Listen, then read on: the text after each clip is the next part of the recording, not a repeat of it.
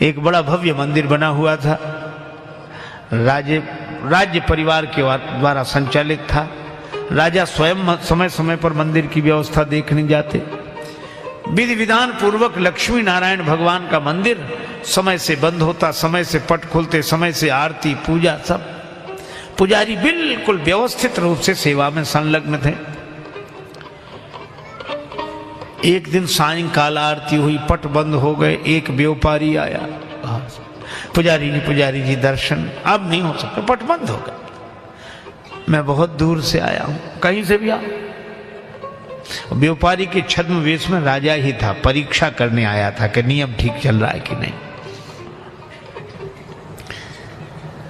राजा ने कहा मैं व्यापारी हूं, बहुत दूर से आया हूं और दर्शन नहीं। पुजारी बोले सवाल ही नहीं, दर्शन आप पटबंद हो गए। यहाँ नियम की बड़ी शक्ति है, विधिवत सब कार्यक्रम होते हैं, ऐसे नहीं। राजा बड़ा खुश हुआ कि नियम का पालन अच्छा होता, लेकिन राजा ने सोचा थोड़ी और परीक्षा लें। स्वर्ण मुद्राएं निकाली, ये ले लो पुजारी जी, दर्शन करा दो। अब पुजारी जी बोले यही तो है आप लोगों का, भक्तों का दिल भी नहीं तोड़ना चाहिए, लेकिन क्या करें, मजबूरी भी है। रखो। राजा समझ गया कि अब थोड़ी शिथिलता आई और ये सब ले लो। ऐसा है, पिछले दरवाजे से आओ, उधर से पीछे से, इधर तो बंद हो गया, चलो।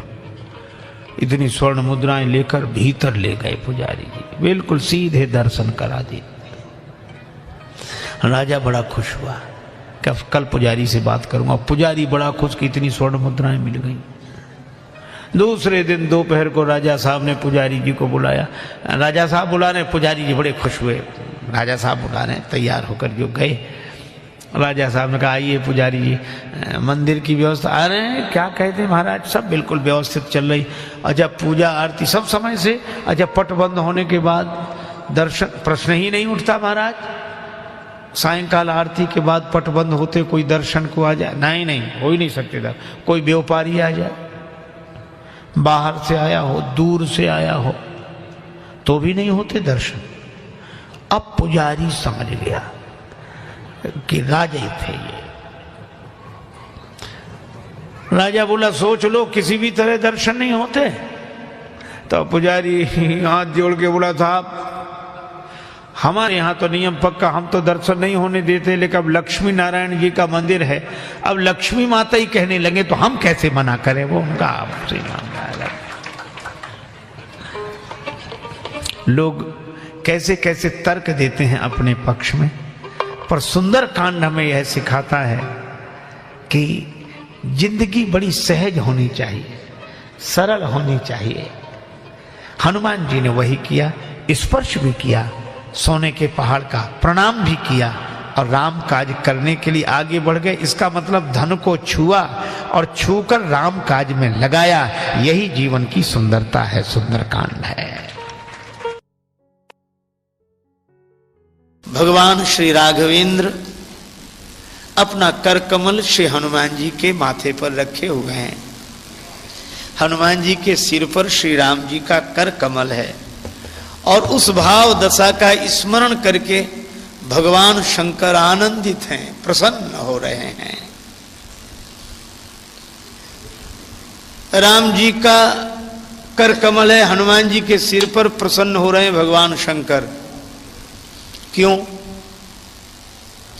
एक जगह श्री हनुमान चालीसा का पाठ हो रहा था। सभी भक्त बड़े प्रेम से प्रमुदित मन से पाठ कर रहे थे। एक महात्मा बैठे थे। जब श्री हनुमान चालीसा की यह पंक्ति आई, शंकर सुवन केशरी नंदन, शंकर सुवन केशरी नंदन,